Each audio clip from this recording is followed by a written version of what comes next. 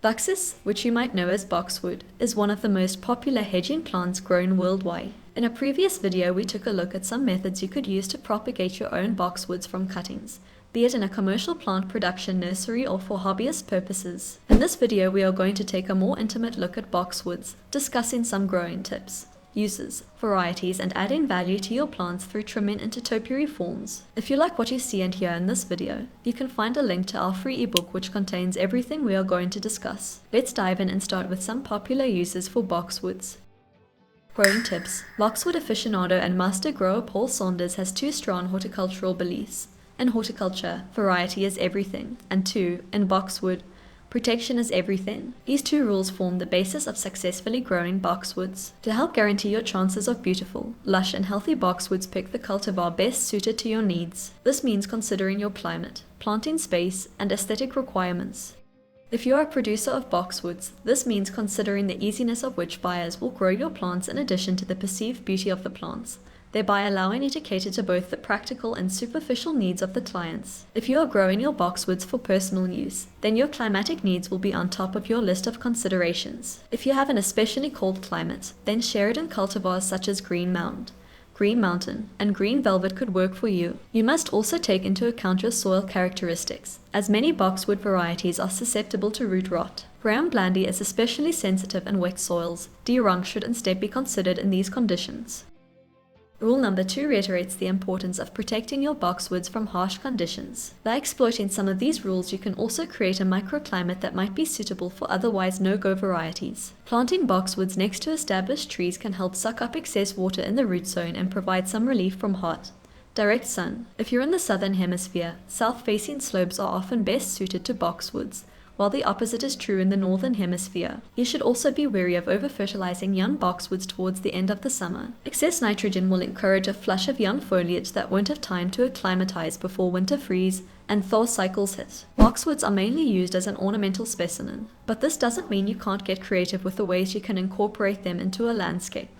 Hedging. When mature, boxwood hedges can make effective and attractive fences. While it may take a few growing seasons to create a uniform fence, it is otherwise rather easy to grow. Tall varieties can be selected if you wish to grow majestic, impressive hedges that can also act as a makeshift wall. John Baldwin is a great variety for tall hedges. At maturity, it grows up to 10 feet tall and 3.5 feet wide with an overall columnar structure, with the plant fattening as it grows. Boxwood safruticosa is a smaller variety, especially popular as an edging plant used to define walkways and flower beds. Safruticosa grows up to 4 feet tall and 5 feet wide.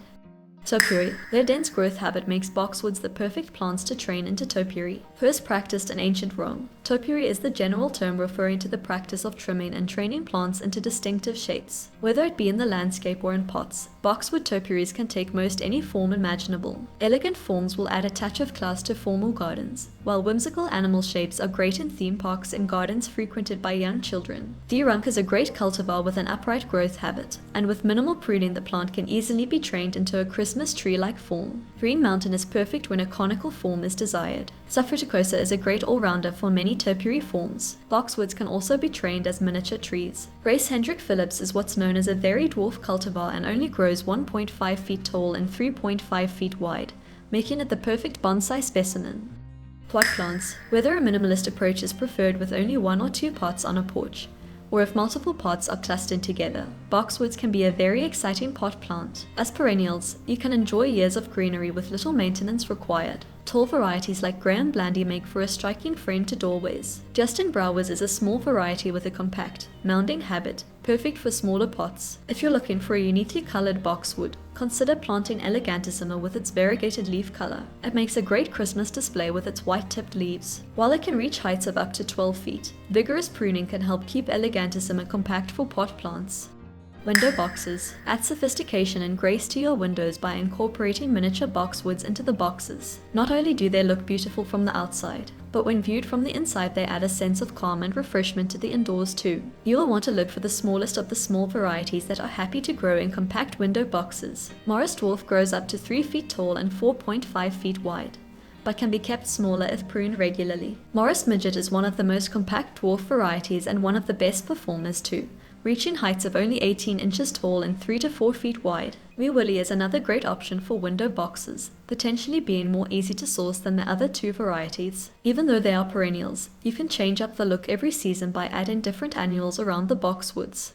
Mazes, combining their ability to function as both hedges and topiary, showcase your boxwood as mazes. Whether it be in a small, formal garden or part of a massive landscape, mazes make for an impressive spectacle to behold. Not only are they pleasing to the eye, but they can be exploited by business-savvy growers at restaurants, hotels, function venues, and other businesses focused on attracting as many customers as possible. Sendavians, John Baldwin, and Saffruticosa varieties are great for tall mazes, while small leaf wintergreen is suitable for short-walled mazes.